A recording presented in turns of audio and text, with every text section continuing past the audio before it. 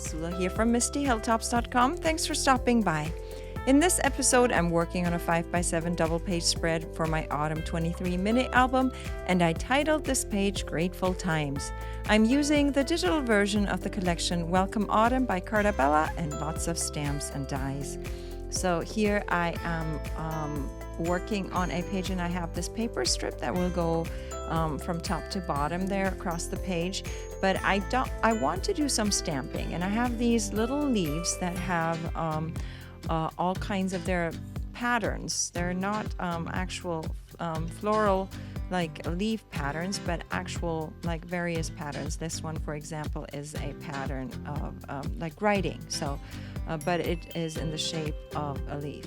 And so I decided to flip open the page so that the back side will not mess up my stamping, because I want the page to have a very flat background there. And so now I'm adding the next layer of a leaf. This one has a different pattern yet, and then I will add yet another one and down there. So trying to work with that strip of paper that goes across the page there. And I usually a lot of times when I stamp something, I stamp things and then they will be all covered up. So here I'm trying to actually make it visible, because there will be other things added to this page, like photos and embellishments as usual. So again, here I chose yet another little leaf there. These are all autumn pages, so adding these little leaves there I thought was going to be nice. So now I have these other paper strips that will be added to the top and the bottom, and basically framing my page, and then I can add more papers to the page there. So here, this is starting with the easier bits and then working my way to the other parts. So here I'm already laying things out just to see where I should place things. However, I have run a card around all the edges, so the papers don't really lie flat on the background page anymore. And here you see me, I realized, there's still a part that I didn't distress the edge, so I pulled out my card and ran it again around the edge. So that's what I do with all my papers. They pop off the page and create shadowing and stuff that looks way better than if I just put the papers flat onto the page there. So here I am now adding the other little strips to distress. Those actually with the edges is quite a bit of a challenge when they're such thin strips, but it did work. And here I am placing everything in the right place, and now I am ready to add my two small photos. I do print all my photos in a text document where I have all the photos, and all I need to do is just pull them in. They're all in sized already according to either just how it fills up in a 4-page, how it works well with my smaller scale albums, but also they are sized to fit some of my die cut frames and pieces, so that I can use frames, die cut as mats, and all this. So here you see me, I'm still working on this card, using the card to roughen up the edges there, to distress there, because as I said, it just really gives much more dimension to my pages. And so I will do that with all my papers, just to pop them off.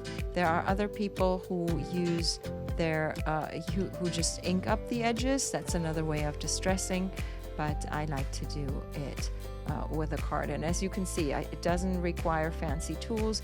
It's enough to it's like a gift certificate or something that is no longer needed. Cards like that work perfectly fine. This is like an expired customer card from a store here. So I started working on the other page there, and here I have the strip. And what I'm doing now, I have the page designed. I designed the layout, in Silhouette Studio so that I can have all my papers cropped in the right sizes and all that, so that I can get them ready for print, but I can also use them as reference points. So that's what I was doing there with when I added that red cardstock piece. I wanted to see where it fits with the layout that is on my in Silhouette. Then I have this stamped and die cut piece that I then watercolored, which is like a scarecrow, I think. And so I just tried to use similar colors that happen in this collection, and now I'm ready to just embellish things. You see there is a little cork piece because I have this thin cork and I like to use it. I love using it on my layouts. I usually use some of my dies to cut the cork to size, and then I often do some stamping there with my cork, so it turns out beautiful, and I love it every single time I end up using some on my page. Obviously, I don't want to use it on every single page because then it becomes boring again, but every once in a while to add some cork to my pages looks beautiful. Here I'm working on the title, and the title says Grateful Times.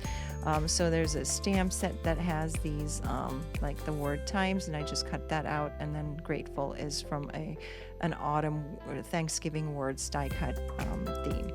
Now I have these tiny little flowers that I also die cut and watercolored, and now I'm scattering those across my pages there, adding a little bit of color to my pages.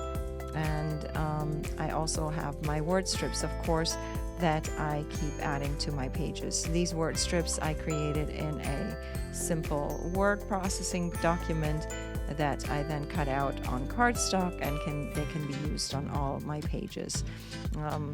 So here I'm still scattering and gluing all the little flowers there, and then I am ready to add more of my word bits there. That word selfie actually comes from a stamp set, and then I have this little label that I cut it out and used to frame that word selfie there, and I think it's pretty cute. And then obviously I'm now starting to add all my word strips. So these word strips, by the way, or similar ones and lots of others, are available along with a lot of other products as freebies on my blog, mistyhilltops.com. There's a ton of freebies that you can access, so go check it out to see if it's something you like. And so basically this is my page done. After gluing down all the word bits, I am going to show you some more close-ups. I hope you enjoyed this video. Give it a thumbs up if you did. Consider subscribing, and I hope you have a great day. Thanks for watching. Bye.